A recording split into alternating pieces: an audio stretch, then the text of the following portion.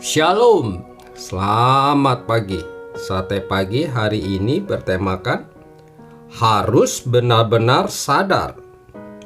Adapun firman Tuhan terambil dari Roma pasal 13 ayat 12 dan 13 dan 1 Korintus pasal 15 ayat 33 sampai dengan 34. Janganlah kamu sesat.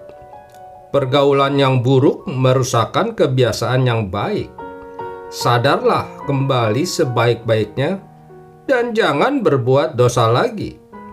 Ada di antara kamu yang tidak mengenal Allah.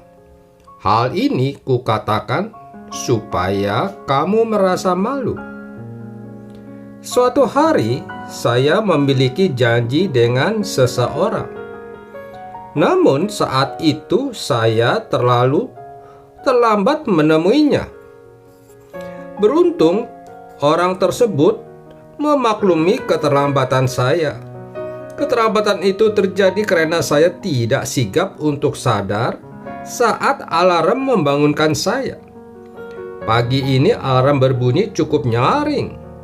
Namun tubuh dan hasrat saya tidak cukup kuat untuk melawan kantuk yang berat saat itu. Ketika melihat jam, saya pun berpikir tidak masalah jika tidur untuk sebentar lagi. Saat bunyi alarm berlalu, kesadaran saya pun berlalu. Hingga akhirnya ketika saya berada dalam kesadaran penuh, saya telah terlambat. Semua yang telah direncanakan dengan baik akhirnya menjadi kacau. Tidak sarapan, berias sekedarnya saja. Ugal-ugalan di jalan untuk memburu waktu dan melanggar lampu merah dan lain sebagainya. Di antara keadaan sadar dan tidak sadar, ada fase setengah sadar. Fase setengah sadar adalah fase yang sulit untuk membuat keputusan antara menjadi sadar atau kehilangan kesadaran sama sekali. Biasanya di fase ini, kita justru kehilangan kontrol dan menjadi tidak sadarkan diri. Untuk itulah mengapa firman Tuhan begitu tegas mengingatkan kita agar tetap sadar dan berjaga-jaga di dalam kerohanian kita. Bukan setengah sadar. Setengah sadar dalam kerohanian akan sangat mungkin menjadikan kita gelap mata lalu jatuh ke dalam pelbagai dosa.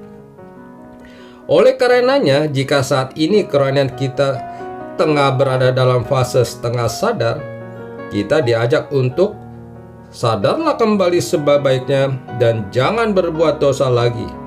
Karena hari sudah jauh malam dan telah hampir siang. Sebab itu marilah kita meninggalkan perbuatan-perbuatan kegelapan dan mengenakan perlengkapan senjata terang.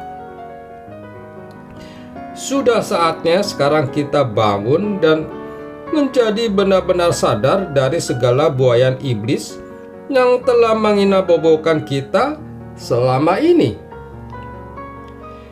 Diawali dari komitmen mendisiplinkan diri, disiplinkan diri membaca firman-Nya yang merupakan penuntun hidup kita, disiplinkan diri untuk berdoa dan bersaat teduh yang merupakan jembatan penghubung antara kita dengan Tuhan, serta disiplinkan diri untuk menyembah dan memuji Tuhan yang merupakan salah satu senjata orang percaya untuk mengalahkan musuh. Kita harus memiliki tekad untuk berjalan dengan kesadaran penuh dalam kita mengiringi Yesus. Karena jika kita tidak mendisiplinkan kerohanian kita, maka roh kita lemah, sementara kedagingan kita lah yang akan semakin berkuasa. Ketika kedagingan kita berkuasa, maka tentu kita tidak lagi mengenal yang baik, yang merupakan kehendak Tuhan. Ketahuilah, kelengahan kita saat ini menghadapi pencobaan iblis dan ketidakdisiplinan kita untuk tetap bergantung kepada kekuatan Tuhan adalah sumber kegagalan kita. Mari teruslah sadar untuk kita bisa berjaga-jaga sehingga tidak jatuh ke dalam perangkap iblis yang mematikan. Amin. Mari kita berdoa. Bapa Surgawi, aku mengundang Roh-Mu masuk ke dalam hatiku untuk senantiasa menyadarkanku agar rohku tetap kuat.